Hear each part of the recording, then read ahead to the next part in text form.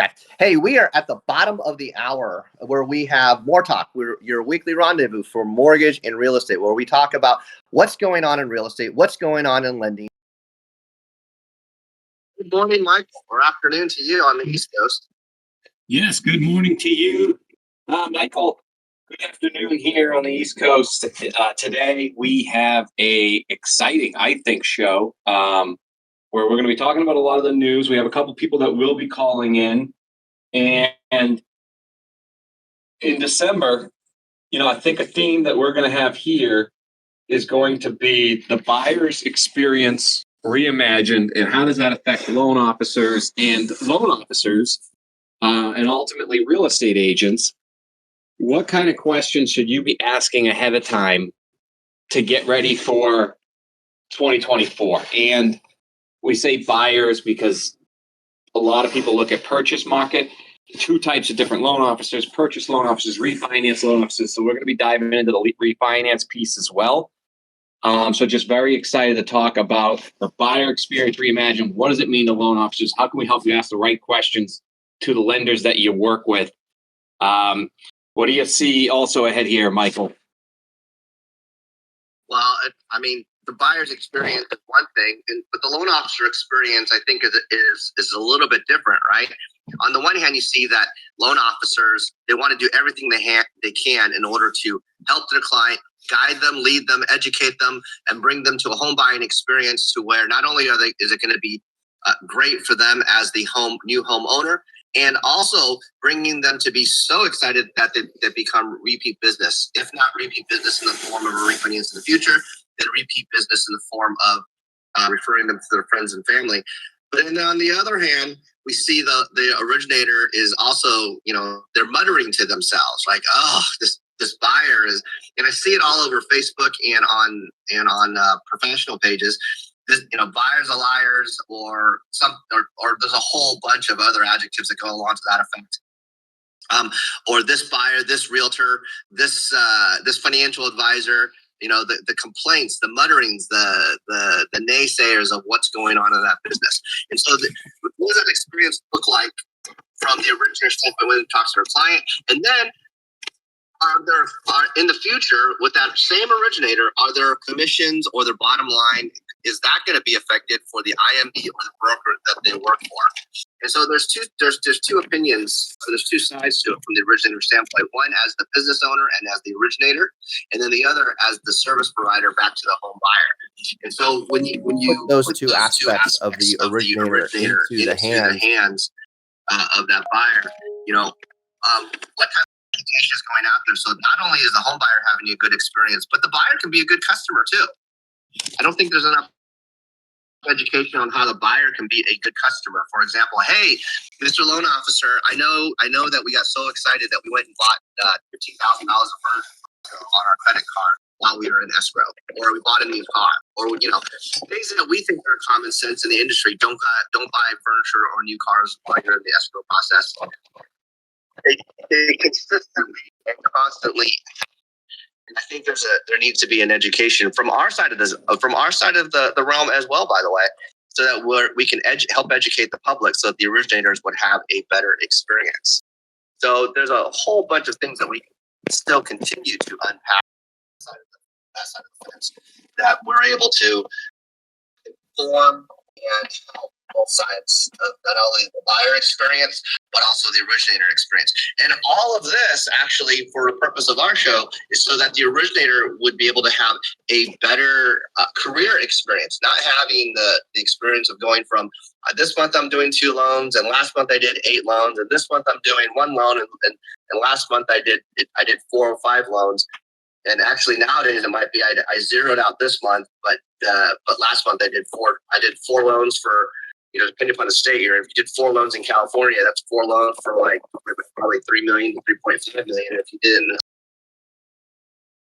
New text chains coming out that you're on to get some information for us on the show. What are we hearing? Well, I'm in a series of groups that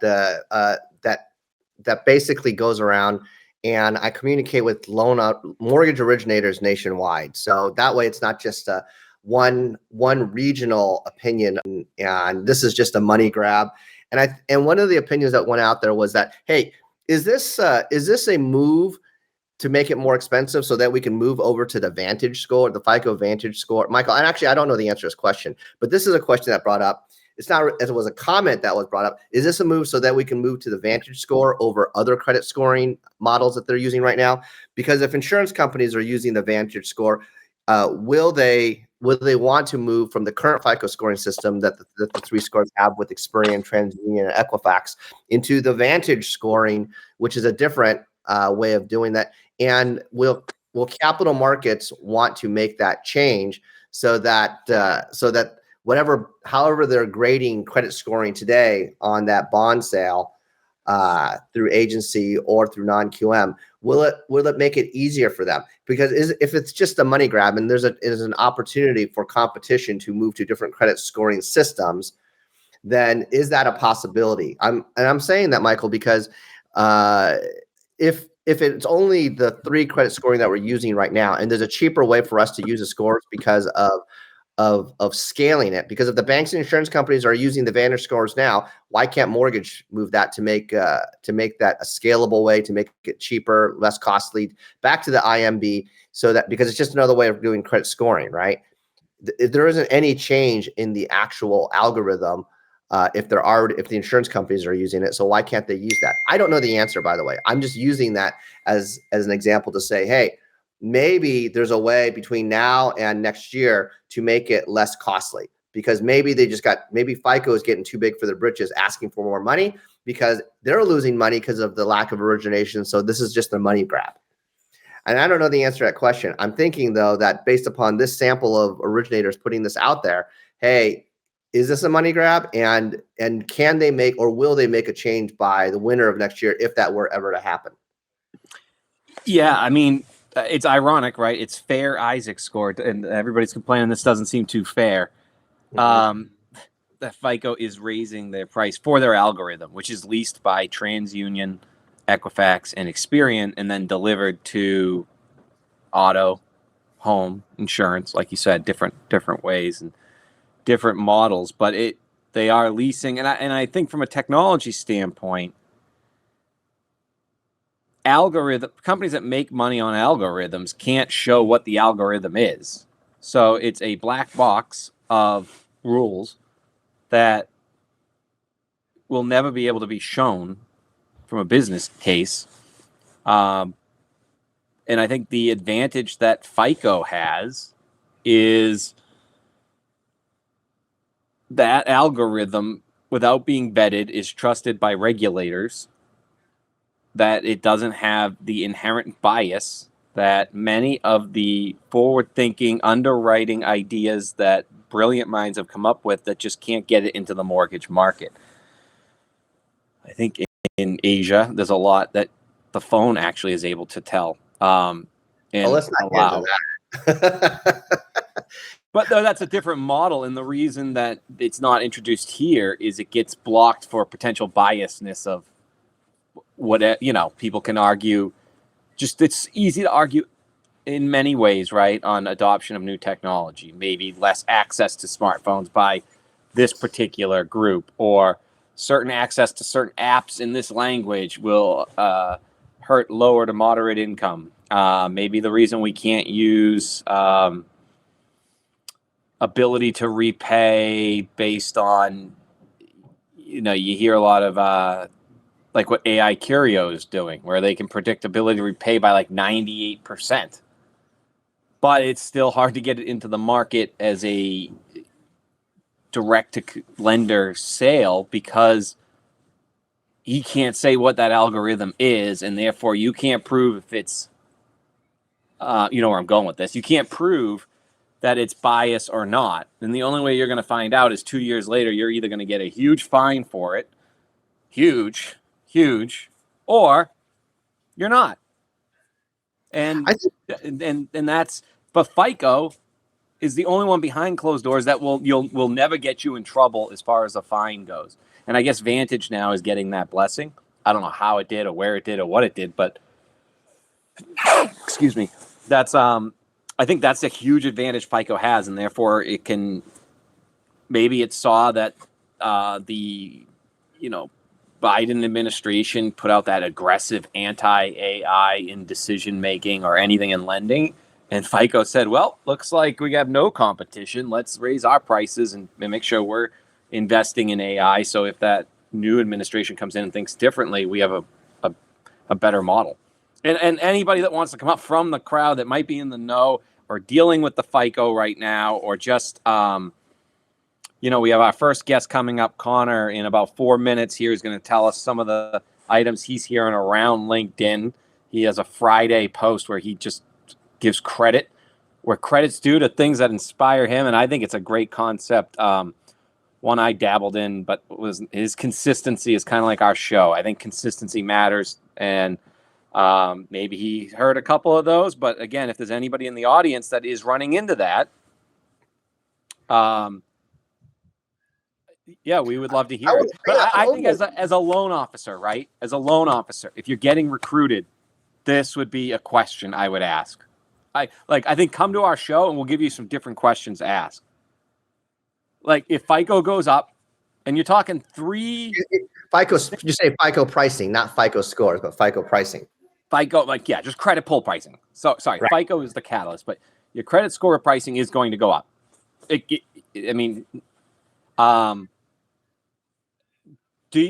you see, and it's going up significantly. Like when you think about it, if a credit pull is going to be $75 now on all pre-qualifications, right? Then you're asking, like, what's your pre-qual to offer ratios? Right? Or first, what's credit pull to pre-qual ratio? What's pre-qual to offer ratio? If I'm above this, who's paying for these? Because I am used to my consumer not paying for them. If my consumer calls and asks for a pre-qual, am I now, where do you see that being in March? And I think these are serious questions you would ask your recruiters. Well, that's a great question, because do you remember when it used to be, oh yeah, we'll cover for the appraisal. Now it's we're going to ask the borrower for their credit card number so they can pay the AMC. Right, that's $350 or $400 or $600 or $800, depending upon what kind of appraisal they're going to get.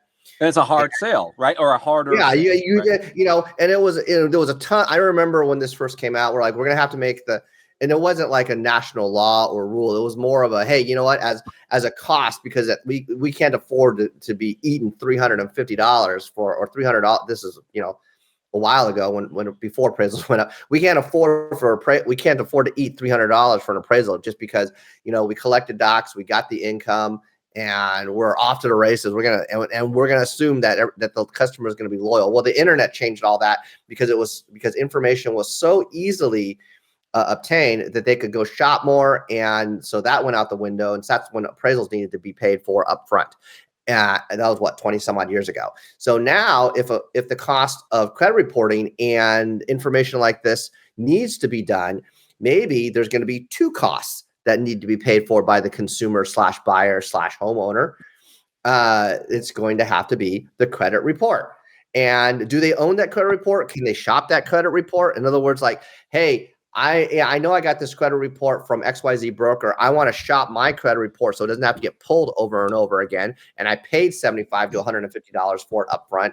And so is there going to be a disclosure to release, just like releasing an appraisal with FHA? Is there going to need to be a disclosure to release a credit report? Because it might, whether it's whatever, some credit agency some vendor credit agency that is used First American or some other company that's pulling credit reports for an IMB. Is that credit report transferable to another IMB or broker as a result of that? I think those are great questions that we should be asking ourselves to potentially reduce the cost of that. Or does Fair Credit Reporting Act take away that ability to do so? Because you don't want credit reports to be flying around from company to company, like information is going to be bought and sold. So does that come into play? I don't know the answer, right? But all these are going to be questions that are going to be asked. And I think these are reasonable for certain buyers that don't want to pay $150, for them not just to be price sensitive on the interest rate, but also price sensitive on the out-of-pocket costs that they're going to have. So let's bring up. Here we're at 220. We have a caller coming up. I think what you just said though is I mean, it's real. It's almost like I had this idea while you were speaking as we're bringing Connor up here. Um, Almost like Mismo, there should be like a set rule that the lenders have to adhere by as sales, almost like a gentleman's agreement. And this would be a great example. Like we're either all causing the borrower to collect it up front or we're not. But when some can do it this way, I just think it hurts good salespeople. Like, you should be able to get your best friend, but he just hasn't answered because he doesn't feel like spending the $75, and then you find out he tried a free one, and now you're kind of battling against that, and it's like it's hard. Yeah, it's hard enough with inventory. If everybody's battling that, it's going to be difficult. Kind of reminds me of in call centers when you have to deal with like people that are actually kind of not saying today's rates or accurately and hoping the market makes them look right because they're never going to actually run into you. In the worst case, they'll find a way to kind of deny you, but it hurts the actual salesperson that does it the right way. Gentlemen's agreement rules. That's all I meant. Sure. Hey, let's Speaking transition. of gentlemen, Yes. segue. Speaking of gentlemen and the segues we have, Connor, thank you for coming up to the show and being a guest for today. I think it's important for the audience to know, just like a sports radio show, there's callers that call in, say a statement, ask a question, and technically the call's over, and then that's a subject we can talk about. Guests are usually like, so this one's sponsored by the Adopt the Brand Hotline. We have Connor Bartley on the show, and we appreciate you calling in, Connor, and we're going to ask you a couple questions today about just what you see going on in the market and what you see going on LinkedIn. And most importantly, what we care about here is where you think things are going. So if you want to introduce yourself real quick to the audience or the people that watch the replay on YouTube, and let us know what you think of the show so far. Sure thing, guys. I really appreciate the invitation. This has been a great conversation. I'll do my best to give my opinions on where things are going, although I'm no financial analyst by any means. But no, I've just I love this kind of collaborative effort to get news out to the masses, and so happy to be a part of it. Thanks for inviting me on to chat with you guys today. That's great. What do you see news-wise, Connor? I mean, you post fairly frequently. So what do you see news-wise that as far as what's going on out there? Obviously, outside of the obvious, interest rates have gone down recently. But what do you think IMBs like yours over at Loan Depot are looking at to provide a competitive advantage, not only to the originators that you have in-house, but also to home buyers that are out there? What kind of news is out there is newsworthy so that realtors and originators can take advantage of what is going on and the changes that are happening in the scope of mortgage lending versus the status quo of, rates have gone up and there's more regulation and there's all these things. What kind of changes are happening, in your opinion, that Loan Depot has that is a competitive advantage? Yeah, so I think what you've seen some companies really do is open up their product offerings. Over here, we released a 1% down conventional and a 0 down FHA. And I think from what I see on LinkedIn, as far as the focus of what originators are doing, it's more about just educating the customer and being an advisor. And if there's any significant shift in loan officer strategy that I've seen in the last 2 years, because I mean, think back to 20 and 21, the majority of loan officers out there loans were falling from the sky, and it was just very reactive, right? It was we've got to take this next loan. And sure, it was a 16, 18-hour day. It was incredibly hard work. But now the hard work is very different. And it's not as rewarding, all right? and so what we're seeing just in the conversations I have as a recruiter with loan officers and what I see people posting about more and more on LinkedIn is a focus on educating not just the consumer, but also the referral partner on, what the market, what the reality of the market is, and then building strategies around that so that there's a realistic path forward that isn't so focused on the negativity of things, but what the opportunity is. And I think the best example of that are like buy downs and things of that nature. I hear a lot of commentary about that, and some folks sharing that, oh, the house on my street sold in 2 weeks, whereas the house across the neighborhood took months to still on the market. It's been on the market for months, and the difference is the seller who just sold offered a 2-1 buy down to their customer, right? Some things like that. And so there's just some really interesting conversation taking place around that. And but ultimately, I feel like the best strategy for any originator out there right now is to see the opportunity in this market and be solution oriented, and not just obsessed with the problems that are in front of you, but really see that we have a chance right now to build skill, to learn new products, to get familiar with the guidelines, to partner with your referral partners to help them in business planning for next year, and really just iron sharpen iron type of thing. And so that's kind of where I see a lot of focus. What are you seeing, Connor, on the ChatGPT and GPTs to help loan officers learn guidelines? Are you seeing just loan officers within your organization start to play around with those ChatGPTs to understand those guidelines faster, or are you using traditional Zoom calls, or are you actually using some of like that new Lemonade gamification of learning? Well, that's a great question, Mike.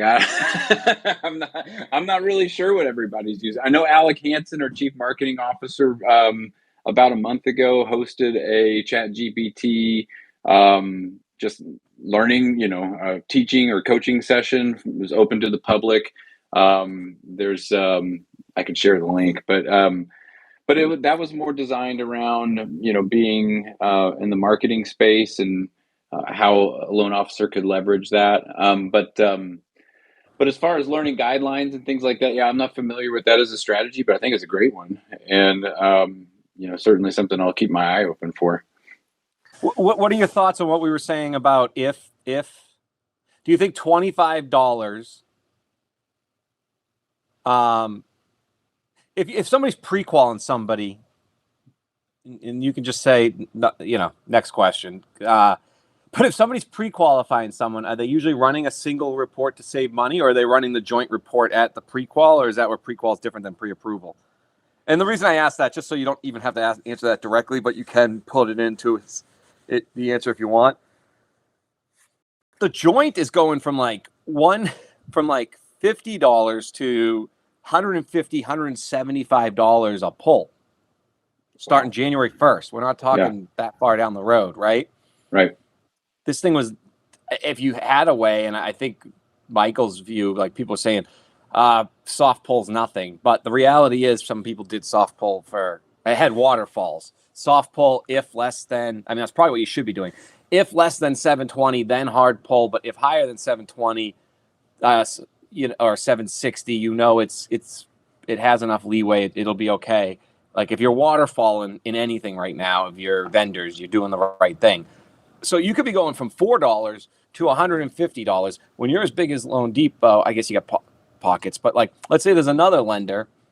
Where do you just see if you do 1,000 in a month of pre-quals, I'm not saying closings, that's $150,000.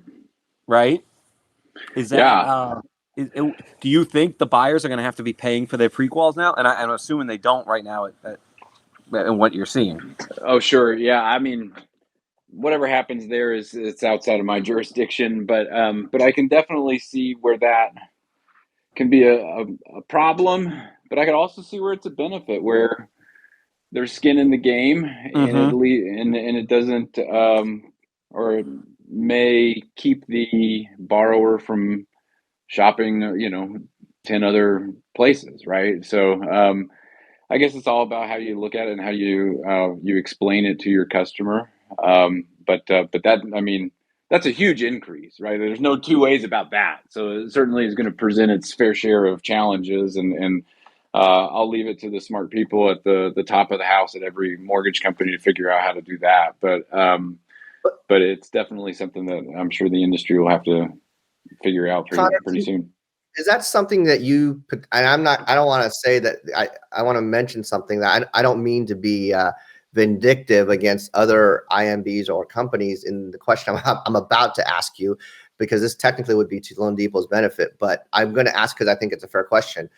You know, Loan Depot's got some pretty deep pockets right now, and they maybe, and as Michael alluded to, they can probably afford to take on the brunt. You know, if there's a 20% closing ratio or a 25% closing ratio for every credit report that's being pulled, you know, after every funding with a 25% closing ratio, they could probably afford to pay for that. Whereas a mortgage broker, even with a 25% closing ratio, you know, if you're doing 4 loans one month and 1 loan another month, maybe that those costs over a longer period of time at $150 a pop become cost prohibitive, especially if it's going to be $700 to $800 a month in lower priced areas.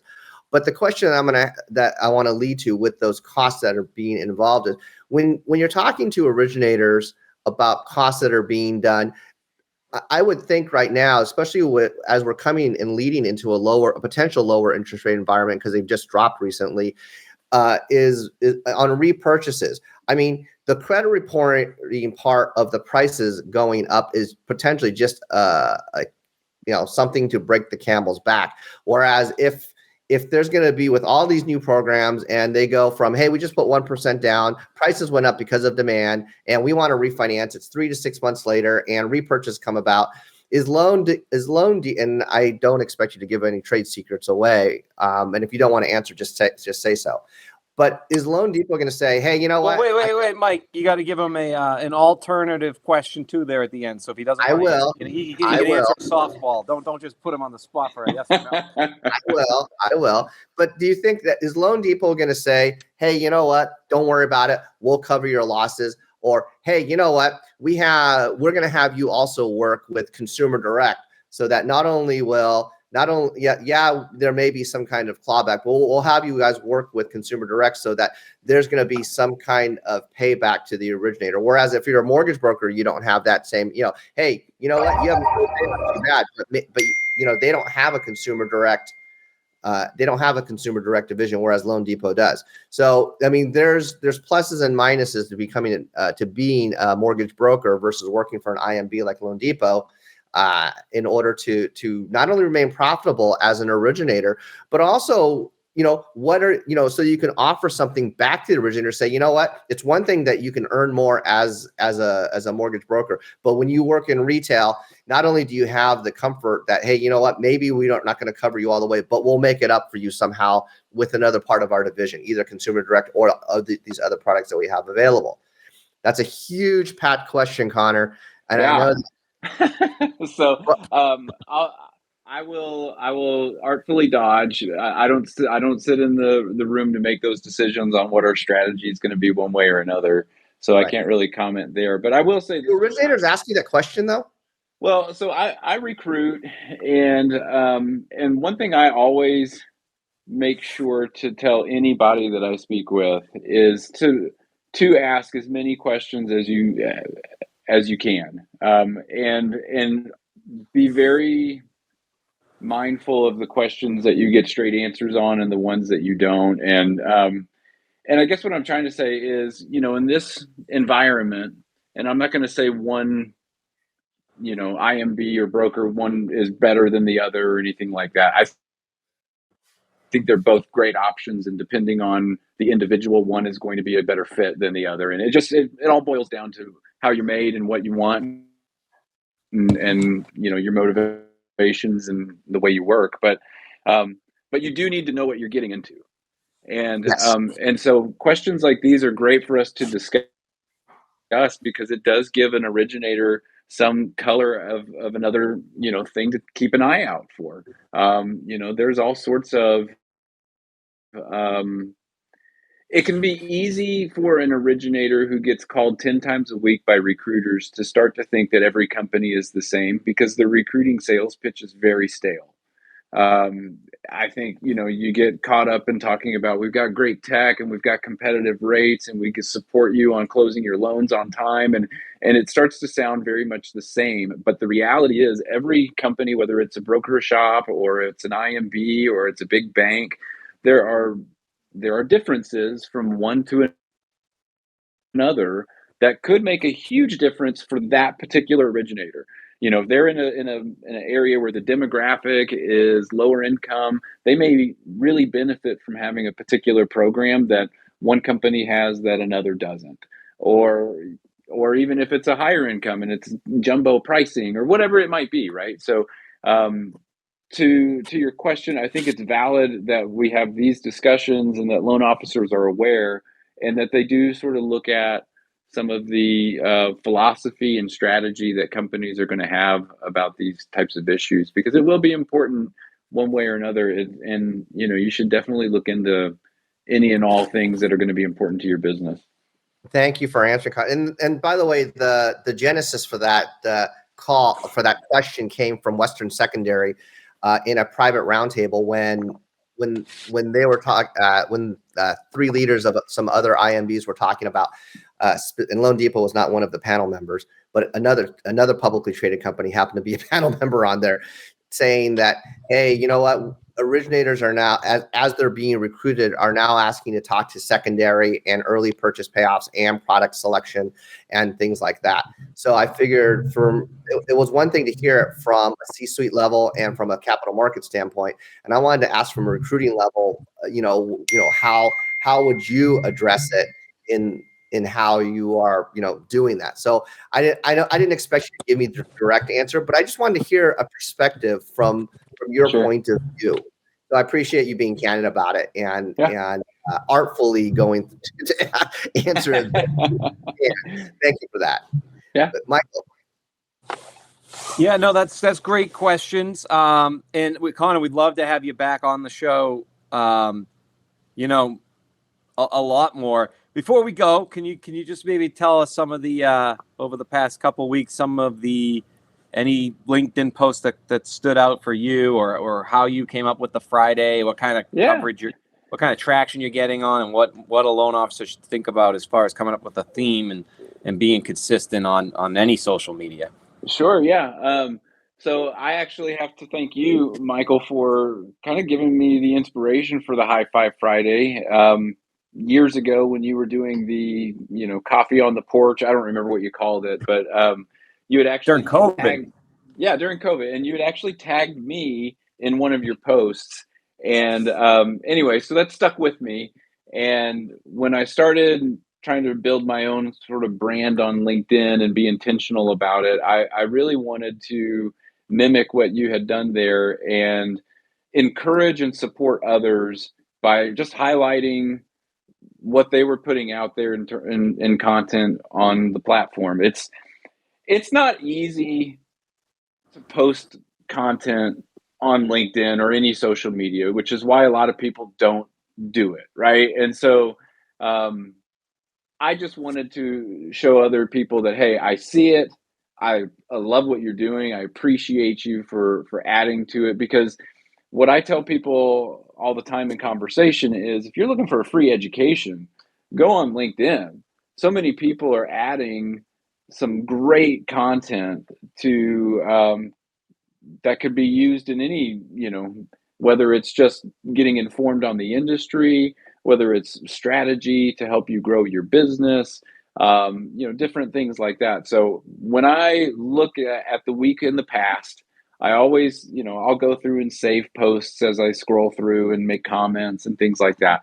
And then I'll go and I'll find the 5 that really I feel kind of hit home and will be helpful to someone else if they were to read it, and that would encourage someone to continue, creating and maybe inspire somebody to start.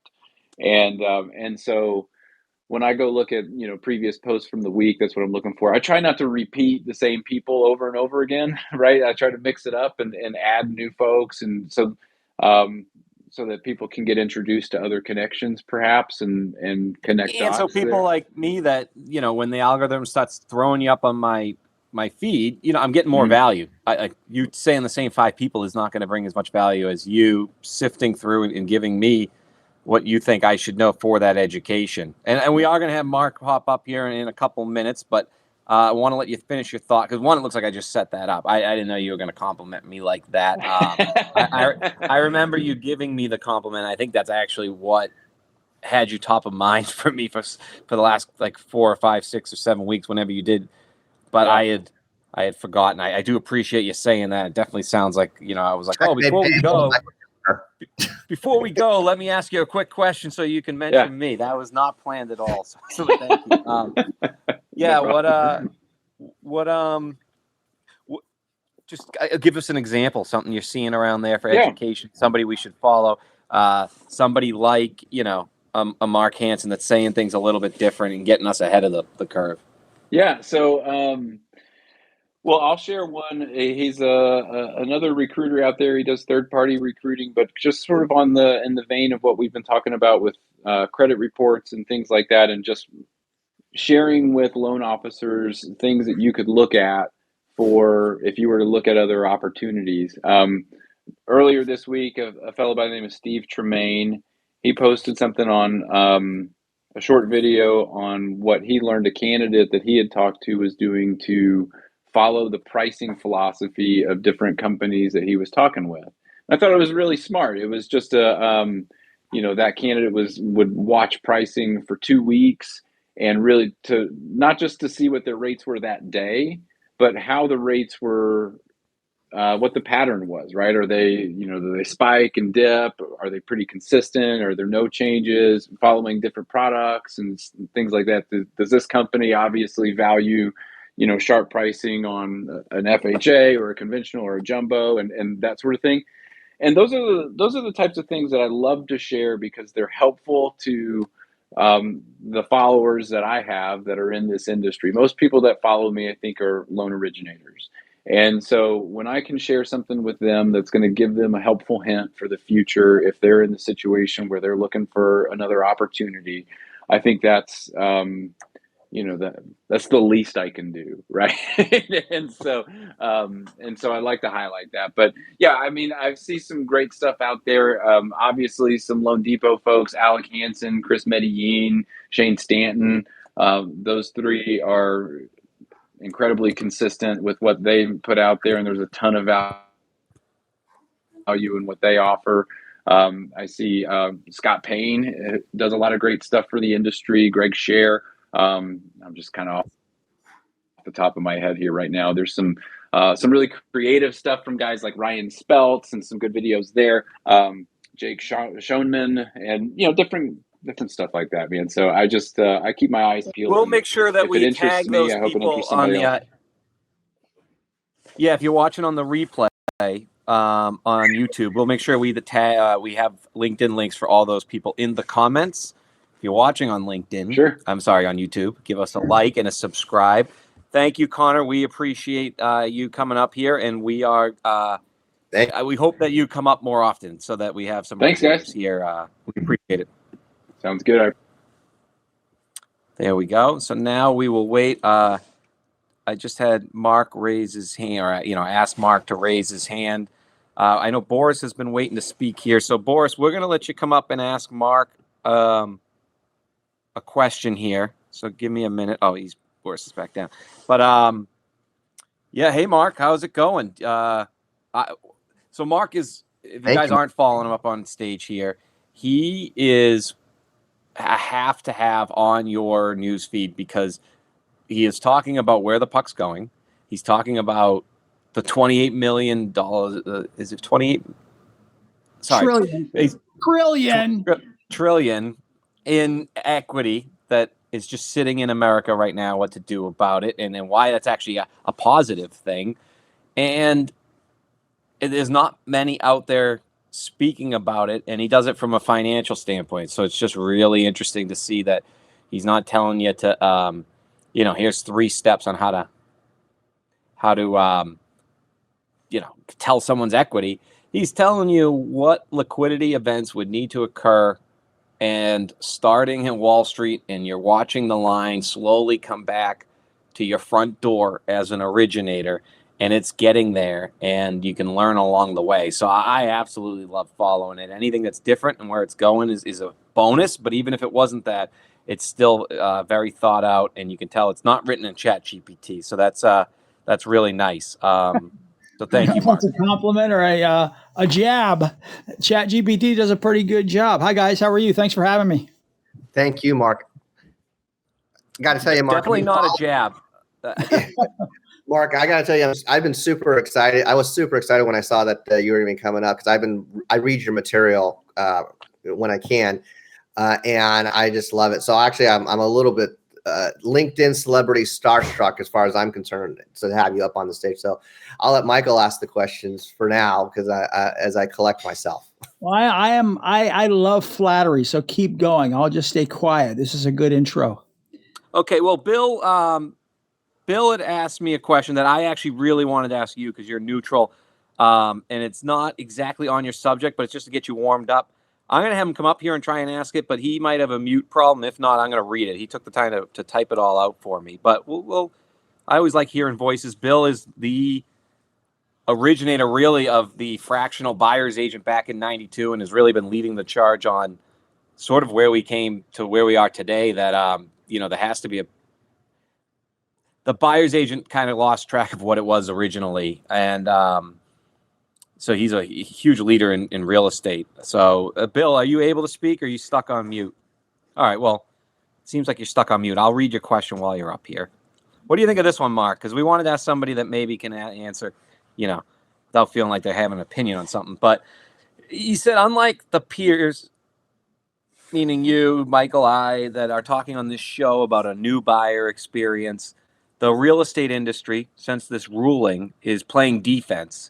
And there's a lot of speculation, because they're working behind closed doors on how to restructure this whole thing, about pocket listings, which will allow the loan officers to continue to really have that same commission type just behind closed doors. And if they can, and they're also doing a lot of deals now with agreements at the CEO level between a mortgage company and a real estate company to dual since 2022 December. So now we're coming up a year now. You're allowed to, get dual compensation. So have you heard anything about the ability to pre-MLS package an advantageous in-house financing and off-the-market structure? And what do you think would be the competition to that, and how do you think equity plays into real estate agents starting to do that model? Above my pay grade, Michael. Lots smarter people about how the real estate money gets divided up than I. I do think, though, there's an opportunity for lenders to figure out how to finance the buyer's agent and their fee going forward. I don't know how that'll be done or whatever, but I think there's an opportunity there, because where does the buyer come up with that extra capital? They're already pushed for down payments and things like this. So wrong person to ask about that. I'm exclusively in this next era of my career. It's all about home equity withdrawal. It's all about firing up the safe and sane home ATM machine 2.0. Okay, so Whoa, one more super. Pack a lot on that. Yeah, one more super. Just one more super tricky question that you might give the same answer, but I just saw this article too. There's a company that just came out that is going to use fintech really to help do a assumable mortgage, but rather than somebody coming out in and assuming your mortgage, they're trying to be able to just change the collateral.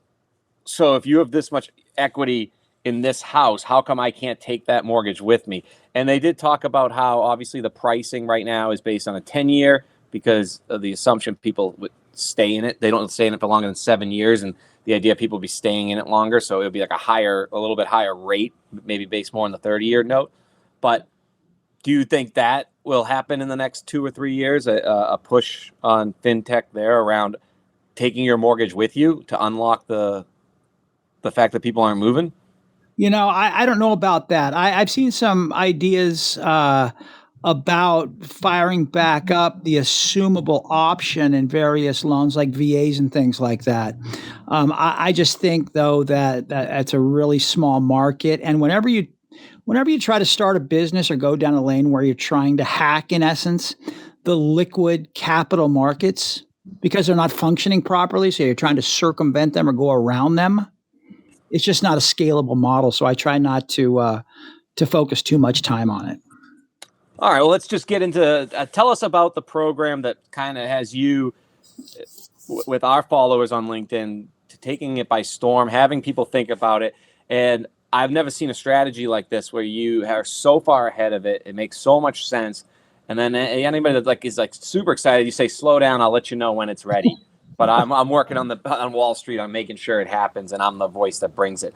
What is that like, telling everybody to pause, but getting them excited? And what? And by the way, Bill said he thinks you're right. So great answer. Yeah,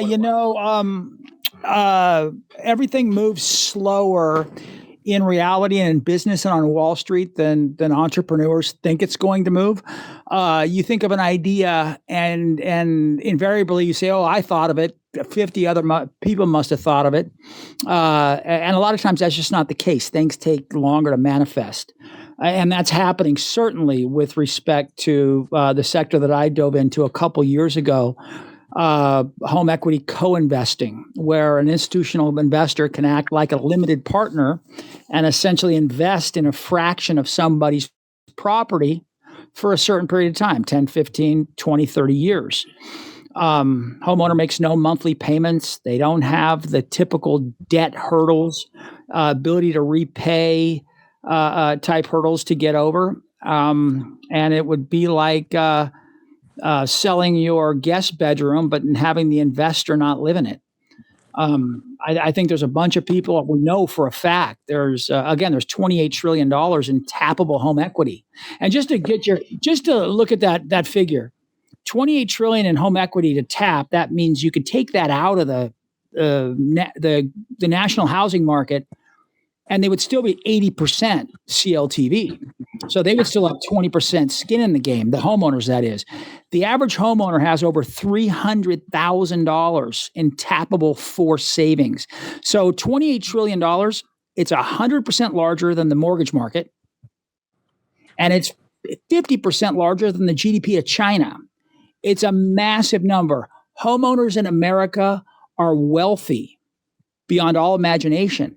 They just don't have an easy and affordable spigot since Dodd-Frank. Now, back in the old days, in 2003, 4, 5, 6, 7, we had programs for people with that couldn't prove their ability to repay without tax returns, regular jobs, self-employed, underserved gig workers. Weren't gig back then, but I'm talking about seniors, things like that. You could do stated income, no ratio, no doc type loans that, if they were done right, perform fantastic, probably perform better than a lot of fully documented loans during the great financial crisis. It was the marginal ones that where lenders abused the process that ended up blowing up the world. Nevertheless, I'm taking real estate finance back to a time when we could really help people with real estate finance, and not just the small percentage of people that fit through that job, tax returns, regular income, good credit box since Dodd-Frank. Mark, there's so much to unpack on that, because I recently have been speaking to, and I can't mention who they are, but they are a life insurance company that is looking to make investments into that. And I don't know if you're already speaking to other Wall Street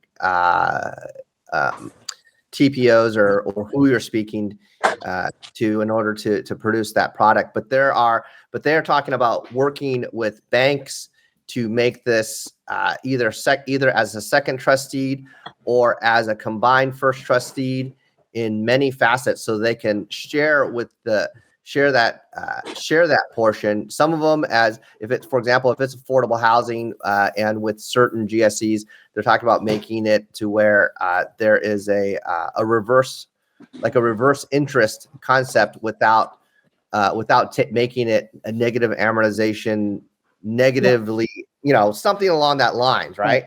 You don't want to say negative amortization. It's kind of a bad word still, but there is a equity share without saying negative amortization. I guess that's Right. Well, reverse mortgages are just neg am loans.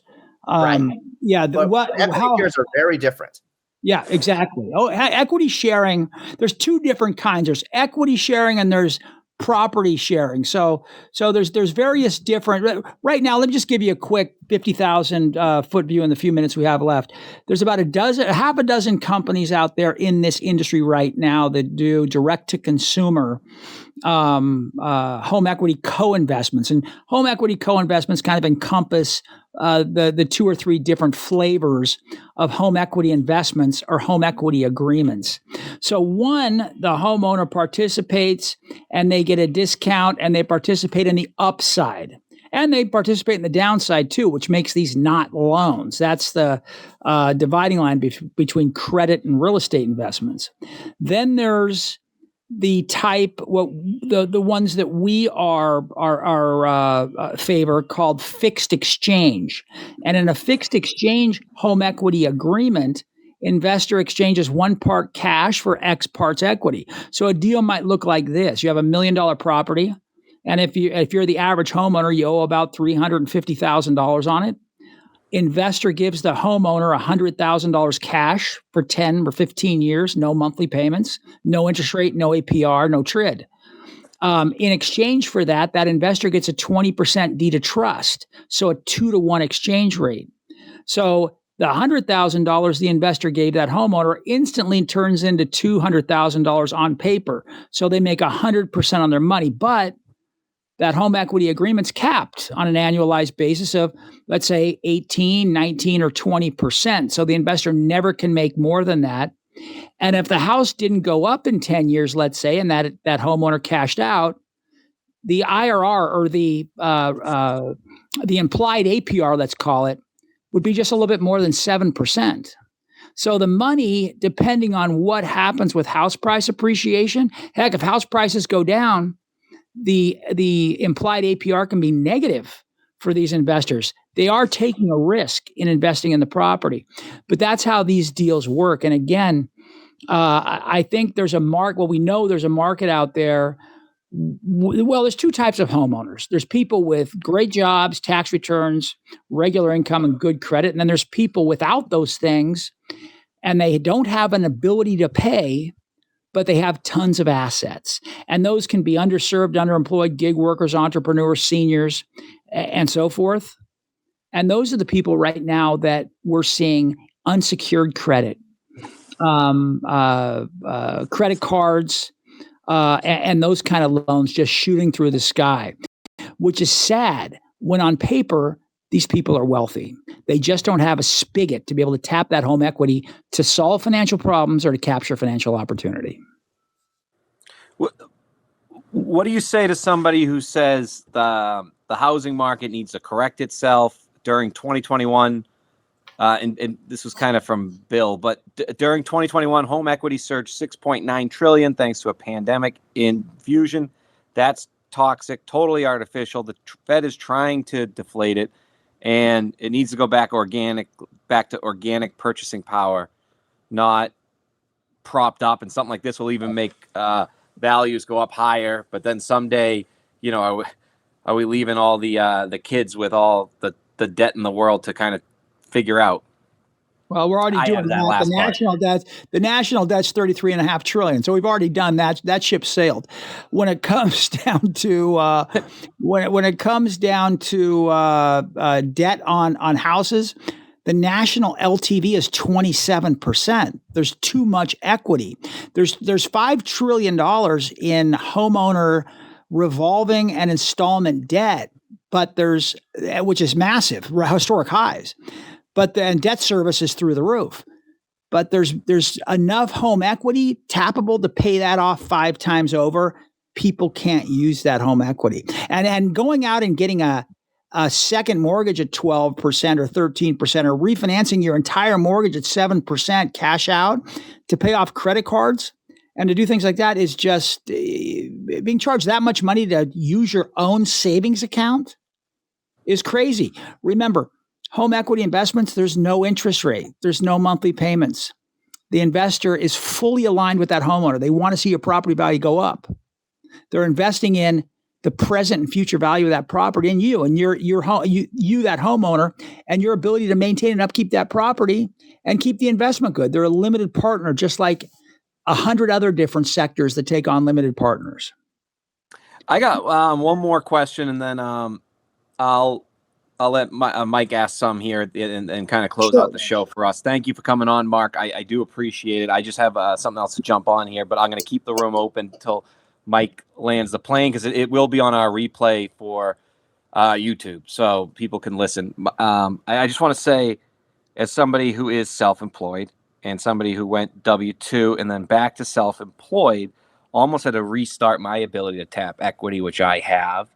And it's frustrating that there aren't programs like yours around. And I think when people think of, and this is just a thought, when people think of these programs or these second mortgages, I think they typically are thinking larger, takeouts. But to not have a program for somebody self-employed with like me that has a ton of equity for $15,000, $20,000, $25,000, $30,000 buckets to take care of either if the hot water heater goes or if everything's forced to put on a credit card that's at 30%, right? Buy now, pay later. That's why they're so popular, right?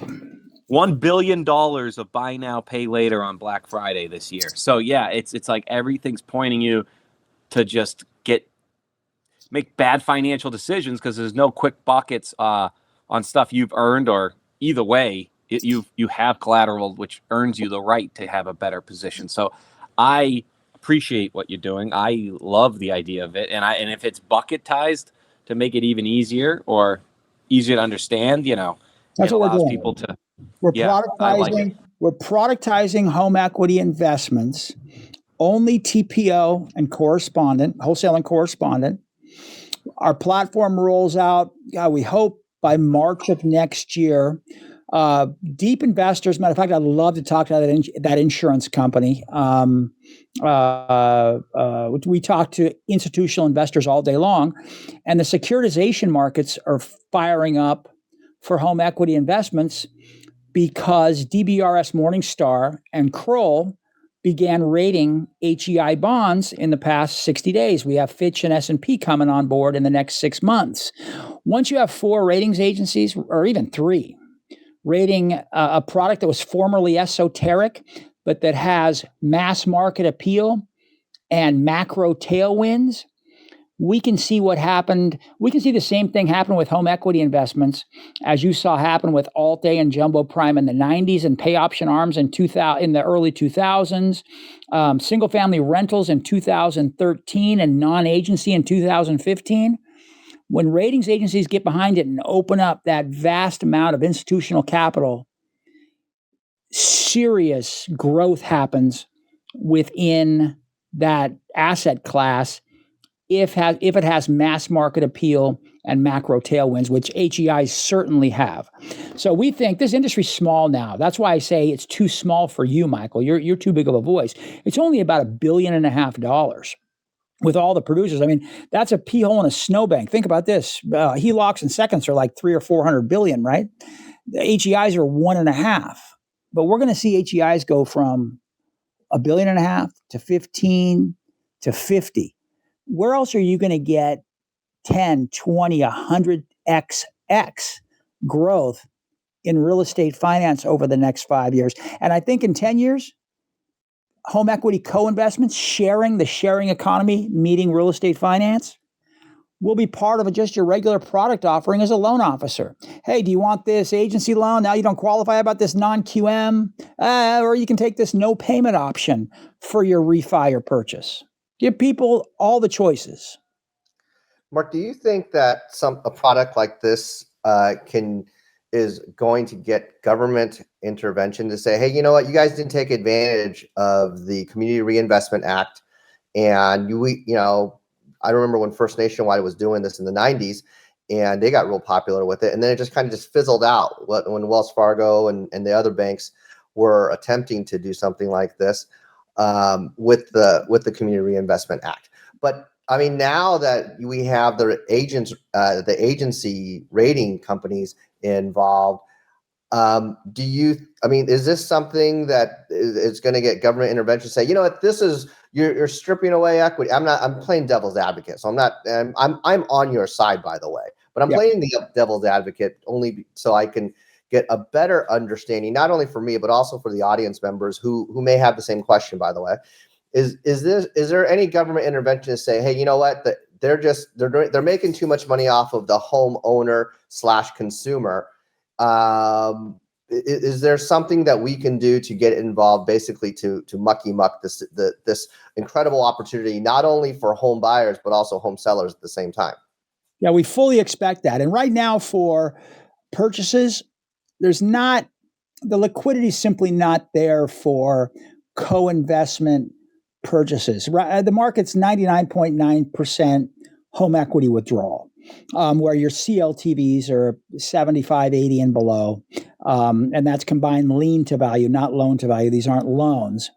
So because they've been proven in court not to be loans, and now we have ratings agency coverage on these, the reclassification risk to debt is going away quickly.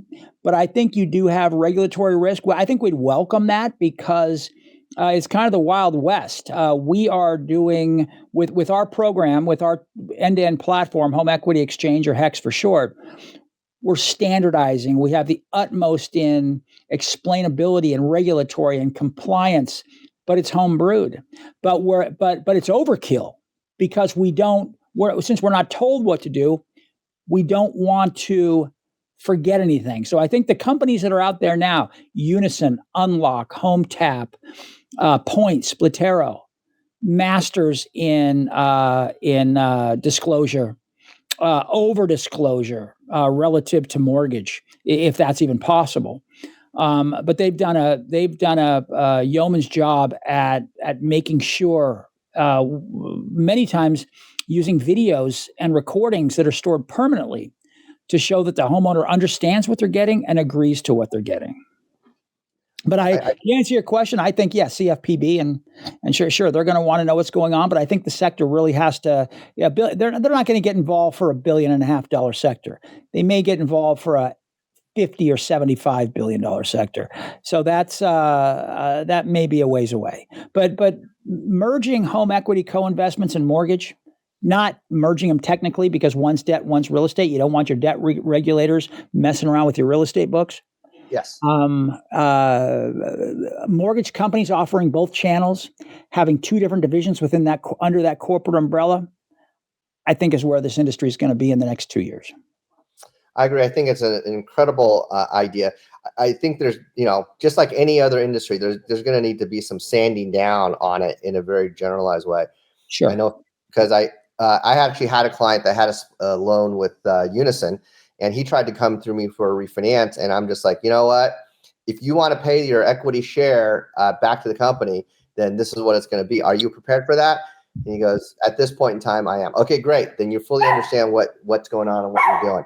So I think this is a great product as long as the consumer is intelligent enough or has the ability to be intelligent enough to handle this particular share.